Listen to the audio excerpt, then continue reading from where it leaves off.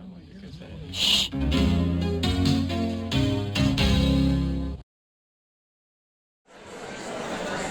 guys, let's get started. Let's get started today with this new lecture. Today we are talking about causality. I talk about causality in three threads. But before we go down this route, let me remind you, we have the tutorials this week, right? So you guys all are supposed to be in one tutorial group. They happen throughout the course of this week. You bring your assignment with you, you print it out, you do it, you take it with you, and you bring it with you to the seminar. Yeah, just a quick survey if anybody has some problems here left, so that we can maybe figure that out. Keep in mind these tutorials, they are important. So quick question, if you guys know where you have to be next week, yeah, or this week.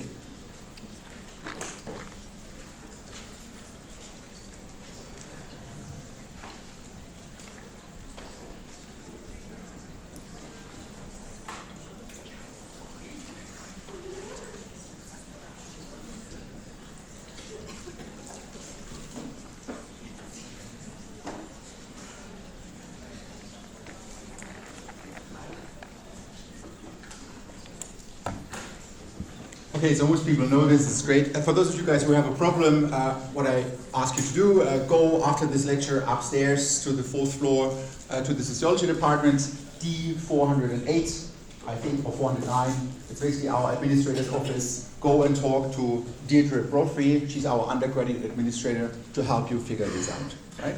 Okay. For most of you people, you know that, or you can find it out. Okay, excellent. So this is the stuff that I brought with me for today. So we're going to talk about causality first, and then we're going to talk about three threats towards causality. And in particular, I want to talk about reverse causality, spurious relationships, and omitted variables. Let's see how we go. Maybe we have to omit the omitted variables, but if we have to do that, we'll come back to that. Yeah. So actually, I'm not entirely sure right now, but I might have another lecture about these kind of things right now, just because I think it's very interesting and very important to get right. Yeah. Okay. So another question that I have here, based on the readings that you guys had to do for today. Today there's going to be lots of activities, so to mix it up a little bit. But what does a spurious effect between x and y mean? Yeah. X and y, now these stand for variables. It could be all sorts of things. Yeah, it could be, I don't know, unemployment rate. It could be, I don't know, number of students with mobile phones. All sorts of things. That is just an abstraction here. We use a variable, and we have two of them. Yeah, x and y. Often this is how we call them. X and y.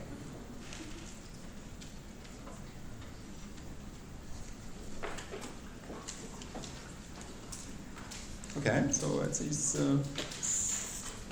not that straightforward actually. Hopefully after this lecture it's going to be clear. This is a spurious effect. Again, this is sort of like an exam question. What is a spurious effect? Yeah, explain it, give an example. What is a spurious effect? It has nothing to do with causality. That's the whole point of it. A spurious effect can mean that things seem to be related with each other, but there's no causal relationship between them. Yeah. So it looks like, I don't know. And actually, there's some. I might show some next week. You look at two things. For example, the number of ice cream sales per year and the number of movies that Nicolas Cage is in. Yeah. I can show you a graph. It looks like they go along with each other. But there's no bloody reason why people should buy more ice creams when Nicolas Cage is in more movies. Or why should Nicolas Cage be in more movies when people eat more ice cream? But it can still perfectly look like things go in tandem with each other. So it's precisely not causally implied. Yeah? But what it is an association between two things. Yeah? So two things, the one seems to go up and the other one is sort of going up too. Yeah? When you look at the numbers, when you look at certain days or something like that. Yeah? When, I don't know, how many people buy ice cream, for example. Yeah? And how many, I don't know, or the other example is ice cream and people who drown. Yeah? There's a clear correlation between number of ice cream sales and people who drown. Again, there's no reason why people should drown when they eat ice. Well, maybe, I don't know, they have a full stomach or whatnot, yeah.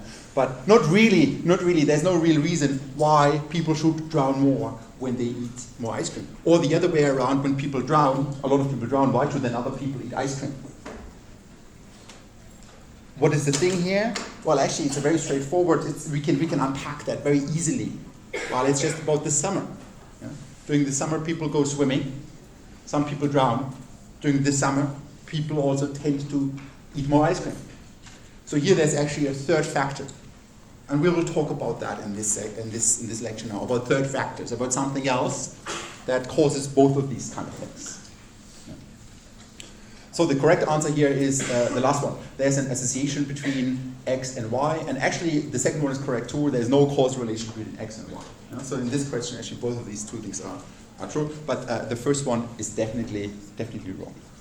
Okay, now I have another question. As I said, today we're going to have a lot of these kind of things. 50% of young people who commit suicide are unemployed. This statement means what?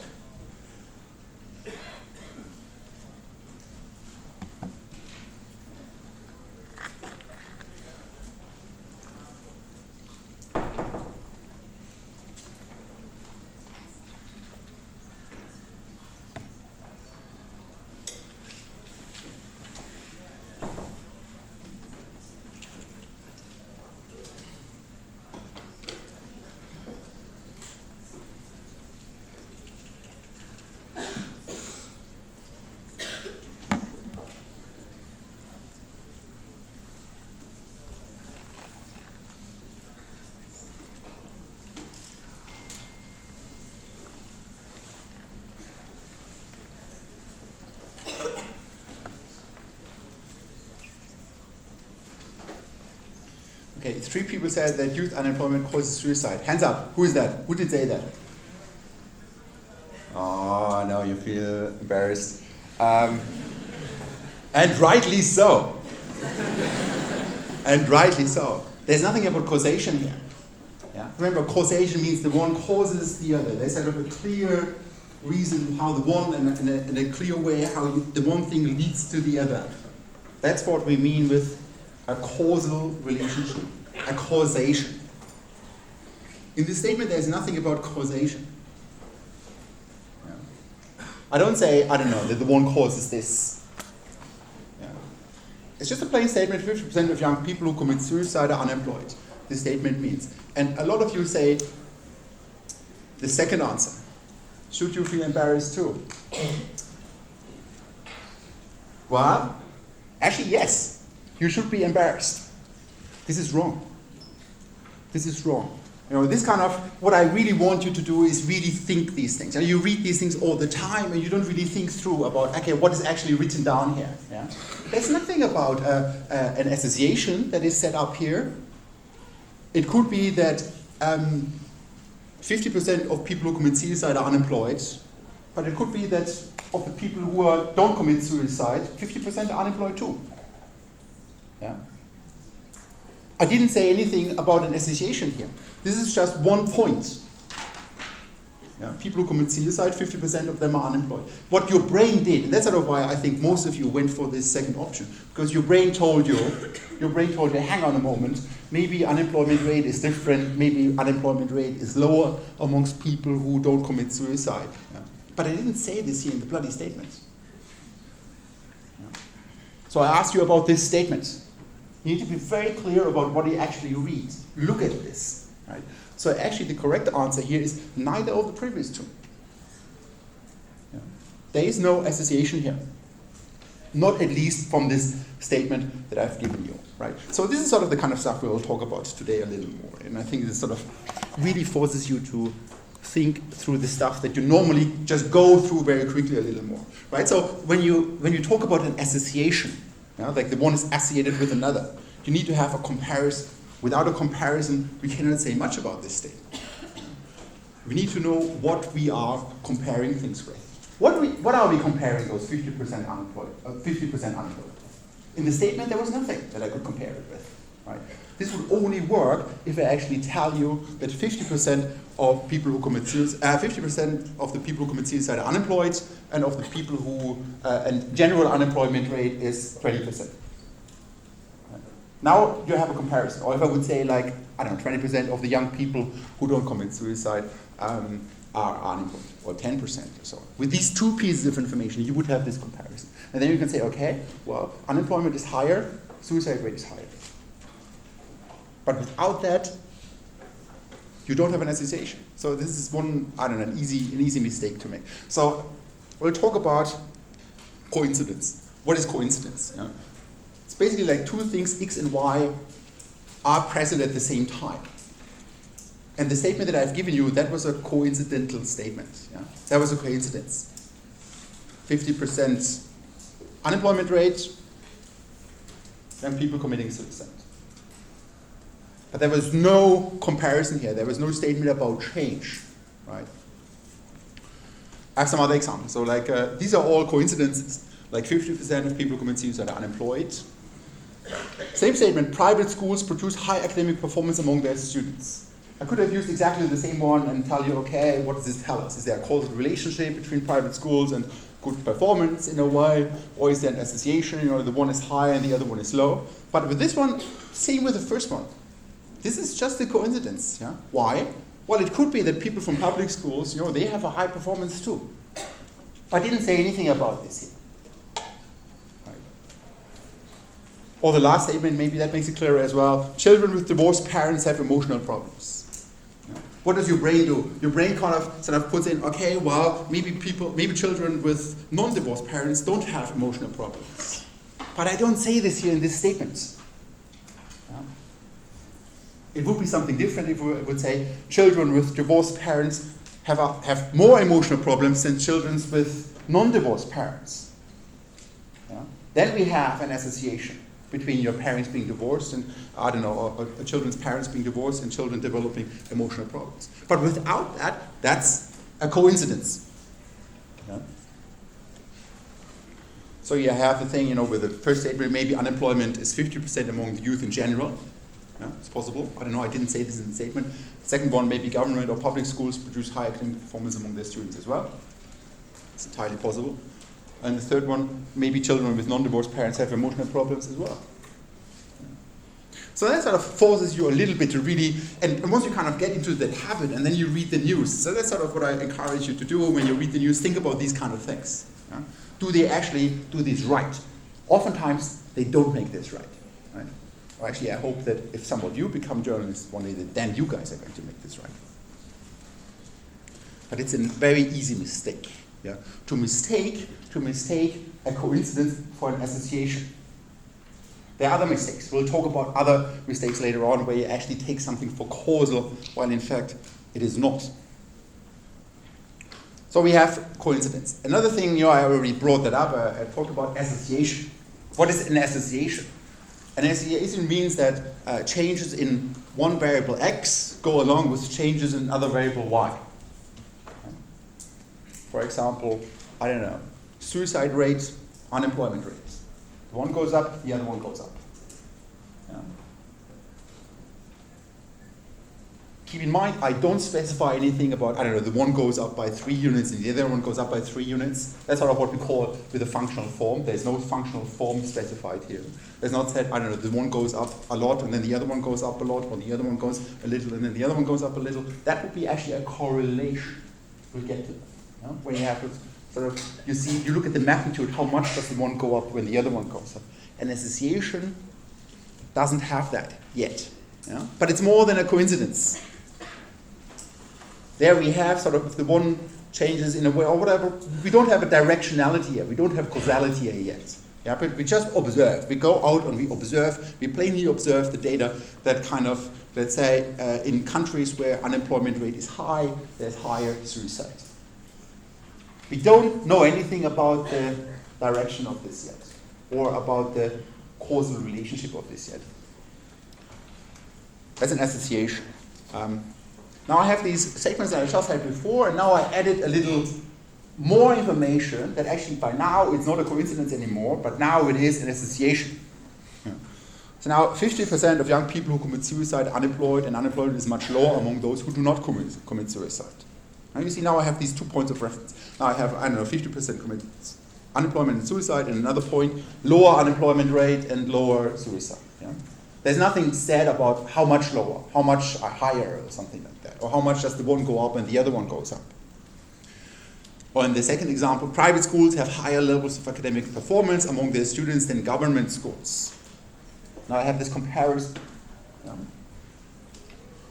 Or in the last example, children of divorced parents show more emotional problems than children with non-divorced parents. Keep in mind, if I would not have said this other thing, the last part of the sentence, it could have been that children from non-divorced parents equally have emotional problems.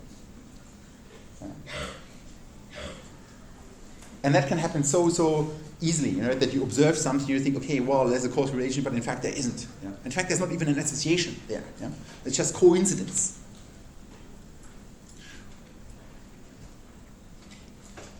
Okay, so let's talk a little bit about correlation.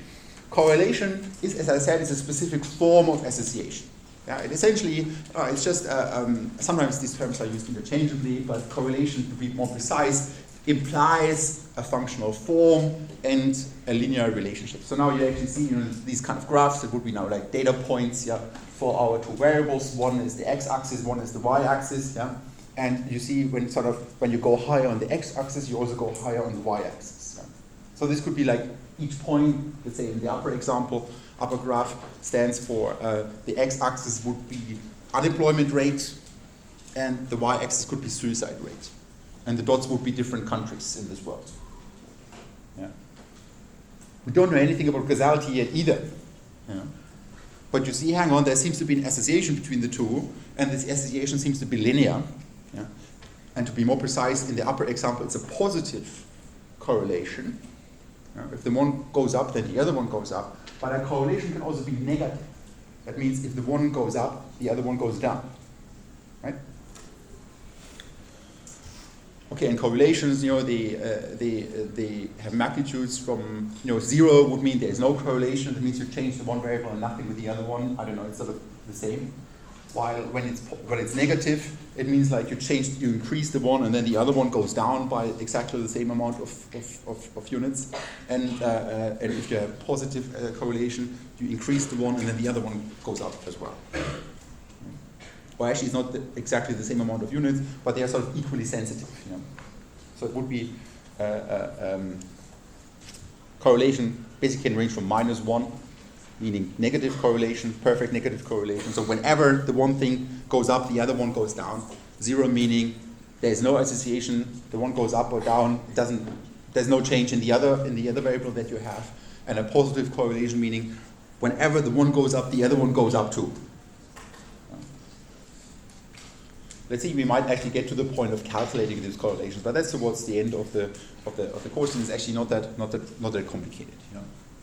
Okay. But the key thing to take away right now, and that's incredibly important, is correlation is not causation. Correlation is not causation. Correlation really just means, the one thing goes up and then the other one goes up too, and this is sort of something that you observe. Or the one thing goes up and the other one goes down, but there seems to be, they seem to be connected with each other somehow. But causation means there's a clear reason, right? The one causes the other. And you will see that in order to have causation, we need correlation. But when we have correlation, it doesn't mean that we have causation. So causation, yeah. So causation really means, that implies that X stands before Y, and that changes in X cause changes in Y, and not the other way around. You change one thing and then the other thing changes.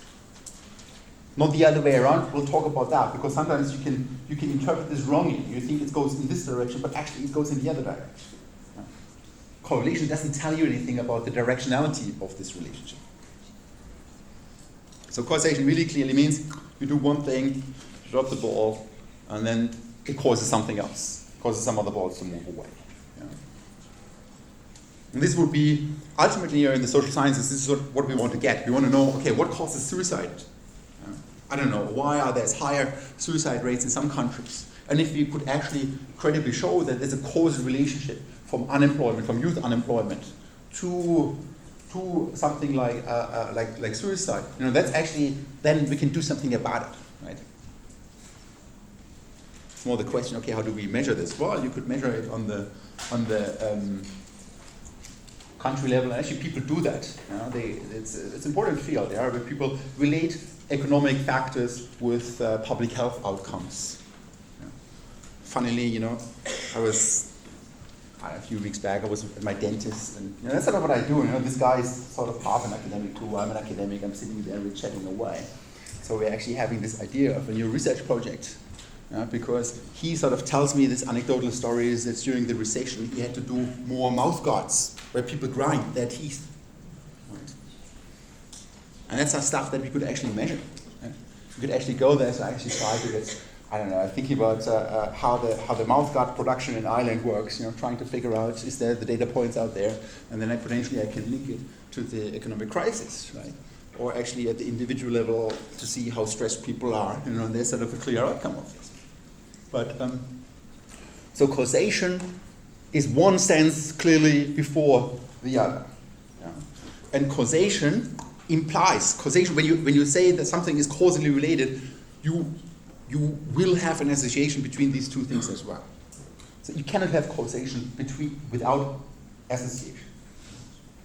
But you can have association without causation.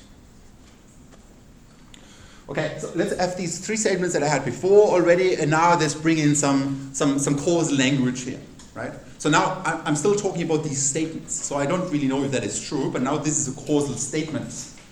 Yeah. Before we had a statement that was just coincidental, or then we had a statement that kind of implied or suggested an association. Now we are suggesting causation. So becoming unemployed, you see becoming, there's a change now. So becoming unemployed, this is clearly first, becoming unemployed increases the chances of young people to commit suicide. Becoming unemployed, a change first, leads to something else, an increase in young people to commit suicide. Or in the second case, education in private school leads to higher levels of academic performance among students than education at government schools. So again, I use this language of change, and through the sentence structure, I clearly say that it leads, the one is first and the other one is second. Or children of divorced parents are more likely to start displaying emotional problems than children of non-divorced parents. Again, kind of change, a comparison, to children of divorced parents compared to children of non-divorced parents, and sort of the divorced parents is first, and that kind of that leads to something else, which is children developing emotional problems. Yeah? So you see how now, these statements, and you wonder, this is so pinpointing it down, but it's incredibly important because the other statements before, they didn't have that causality in them, right?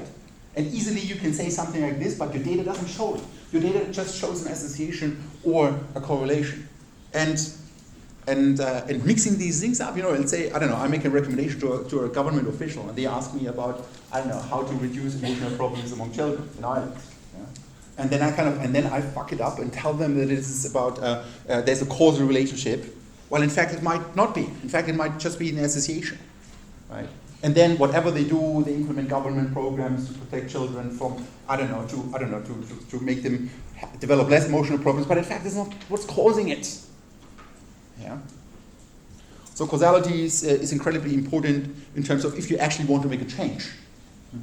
If you don't really know what is causing it, you can tinker around, but you are not likely to change something. Maybe when you're lucky at best, right?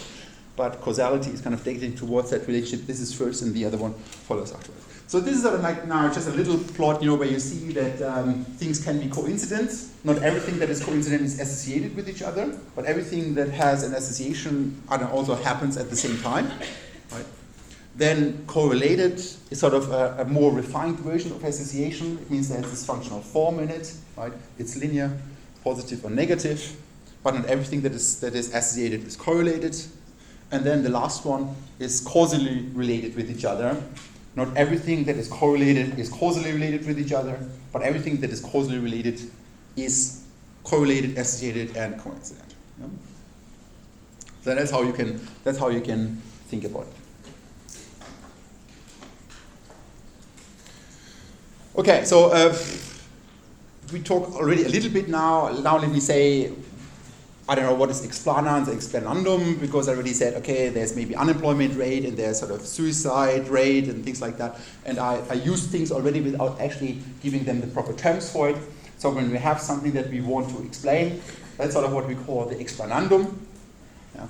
And let's say suicide rate, for example, and whatever we use to explain it, this would be the explanans, like unemployment rate.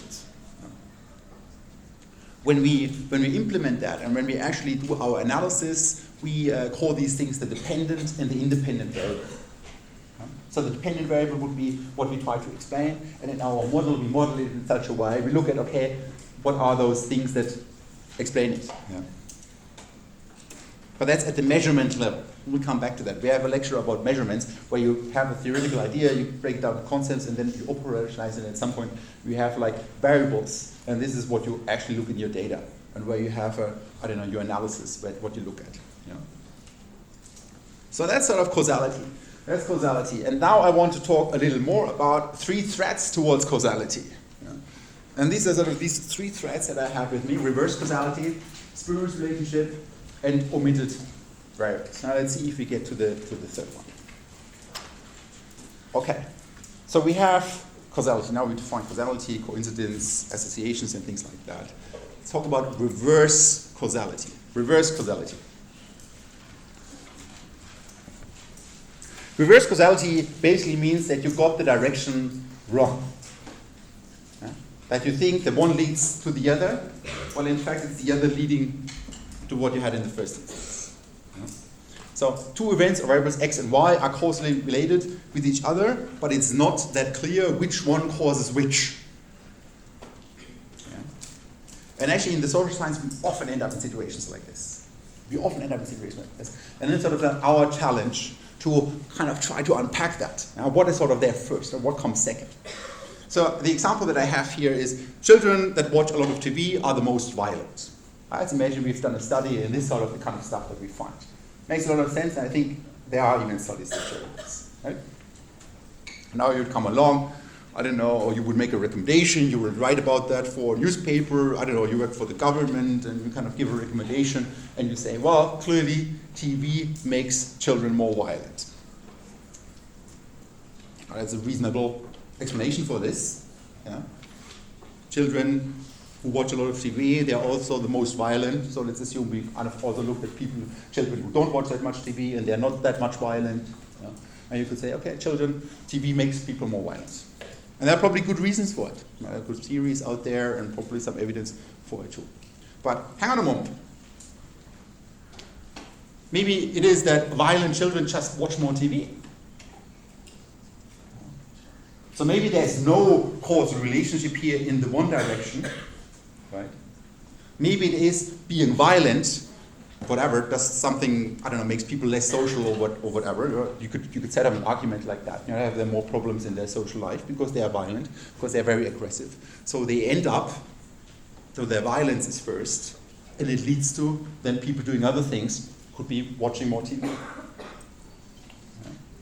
So now you see, this is now the reverse relationship here. Or it goes into the other direction. And that's sort of what we call reverse causality. When you have like a causal relationship, but you kind of mix up the thing. And I tried to, in preparation for this lecture, the guy is going to change my teaching for sure. So I tried to look up some videos of Trump making these kind of mistakes. He makes so many mistakes. Yeah? When you look at his speeches, I couldn't find a reverse correlation this morning, but or reverse causality, but I'm sure he made that at some point. It's when you kind of think one leads to the other, but in fact it's the other way around. Yeah. How do we get at that? How can we solve this? Well, one of your biggest allies in doing these kind of studies, one of your biggest allies is time. Why is time such an ally?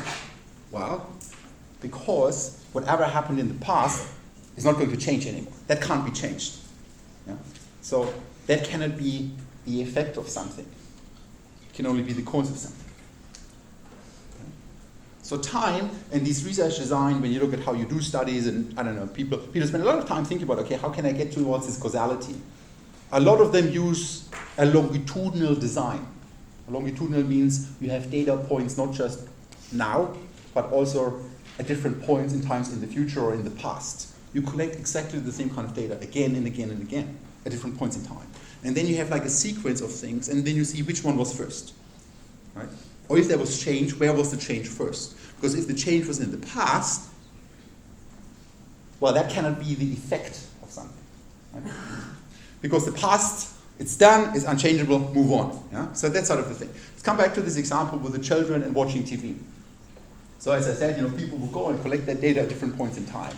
We call that T0, T1, T2, and so on. That's sort of time as it progresses, right? And at each moment, I would go and collect that data again, right? About watching TV and being violent. Yeah. And if it is that TV makes children more violent, I should first see a change in people watch more TV, and that leads then to a change in people being more violent, right? It's not the dashed relationship. It's sort of like the solid error.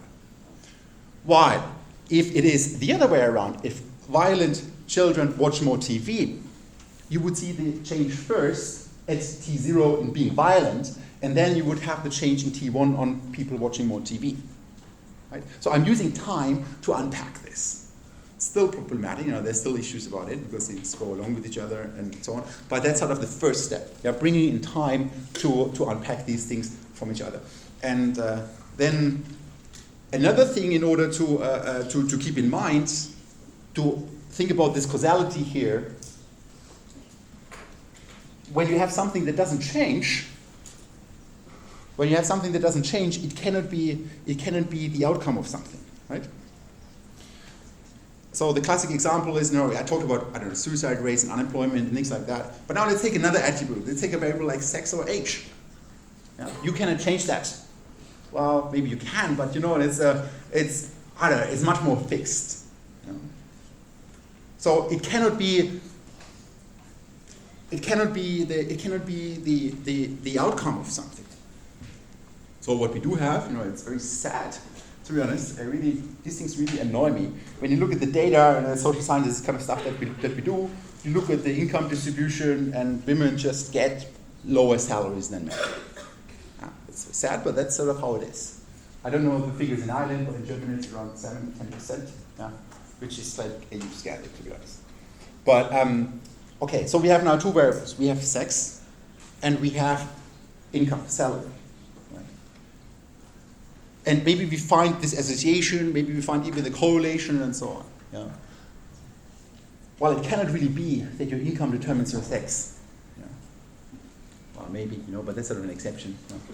But it's the causation goes in the other direction, right? Because your sex is sort of fixed normally, and that kind of then is the cause for higher or lower income. So why is that here? Because something cannot change, right? So you can unpack this through time, or when one of your variables that you gotta find the association with cannot change. Okay, so that's reverse causality. Let me move on to spurious relationships. Spurious relationships, again, such an exam question. Seriously. Spurious relationships. Spurious relationship is basically when you think something is causally correlated with each other, but actually it's not. Yeah? And there can be, in general, two reasons for that. One is coincidence, and the other one is an unseen factor. So a spurious relationship, definition, two events or variables x and y have no direct causal connection, yet it may be wrongly inferred that they do due to one of these two. So you think that these things are related with each other and there's a causal relationship, but in fact there is none. Yeah? So spurious because of coincidence. Spurious because of coincidence. So now what I have a little video, and seriously, UCD technology really sucks. I have to plug in things here. But so I plug over, and then I kind of show you a little video about The Simpsons. Okay.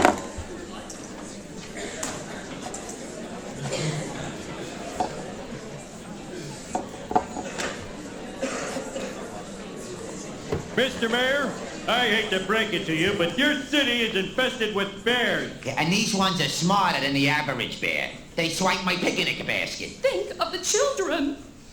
Very well. I promise swift and decisive action against these hibernating hucksters.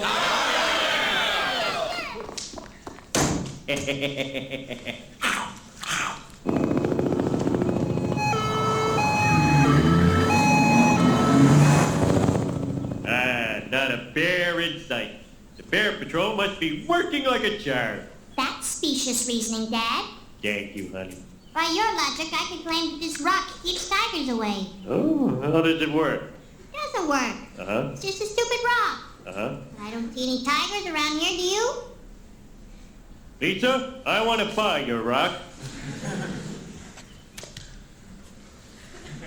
Okay, so while I'm switching back, you guys actually just think quickly with your neighbor about what is the logical problem that we have here, right, in this little scene about the Bear Patrol, and think about another example where a similar mistake is being made. Yeah? So go.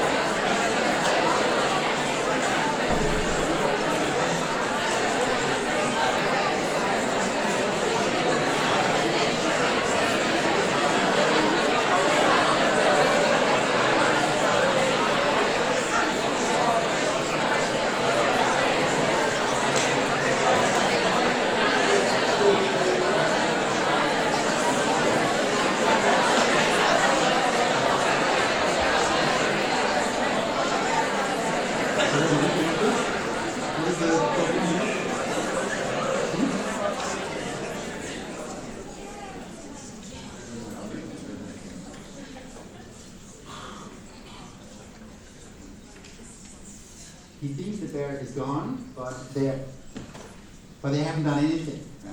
So, but why is it sort of what? Well, it's not really there. You know, there's still sort of the rock. How does the rock come into play here? Yeah? Because the rock is there. So basically, what we observe is there are no bears, and there's a rock. Right? These are sort of the two things. Yeah? So there's a rock and no bear. Right? So these things coincident with each other. But that doesn't mean that the rock has anything to do with the bear being not there. Right? So that's sort of like the problem. Did you guys have an example of a similar situation? Well, I also asked you in the second part to talk about, think about another hypothetical scenario where the same logical mistake is being made.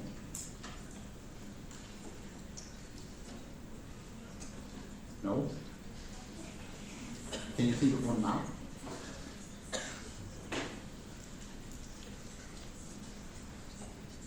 It's basically when one thinks that, I don't know, two things are causally related with each other, but they just happen to be co-present, right? So, I don't know. Let's say,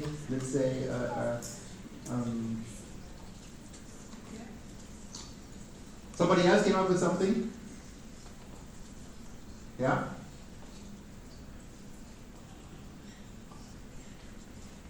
Well, you observe two things that happen at the same time. There's a rock, there are no bears. And you think that's sort of causal. So it could be like, okay, coming to a sociology lecture keeps I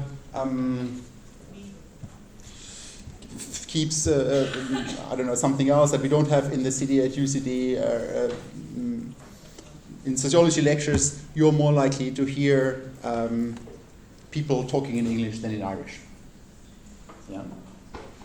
You could think, okay, well, sociology lecture, you're here. I'm talking to you in English, not in Irish. Right? But being in sociology right now doesn't have anything to do with it. Yeah? It's just that you are at university, you're over here, I don't know, and the language of instruction here happens to be English instead of Irish. So this is not really something about sociology that kind of causes that. If you would go to another lecture, except you go to an Irish lecture, chances are you'll hear folks speaking in English and not in Irish. Yeah? So that would be a similar example for something that is not causally related, but it looks like that. To unpack that scenario here with the rock a little more, so we have like the dependent variable, no tigers. Independent variable, there's a rock. Yeah? You could think, okay, well, we observe these two things with each other. But it's spurious. Why? Because something rocks are everywhere. There happen to be, that means there's also a rock here. But the rock is also in the city, and in the city there are no tigers, generally. So that's a spurious relationship that we have here.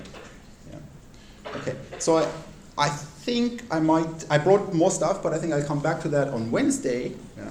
So for Wednesday, if you want to get ahead with the readings that we set up, but most likely, I'm going to pick up from here, but you can do the reading that you find on Blackboard nevertheless. Go to the tutorials this week, and there, what I really want you to do is think about explanations, like how we did it the last week, and think about alternatives and how you could potentially do it. Yeah? Okay, see you on Wednesday.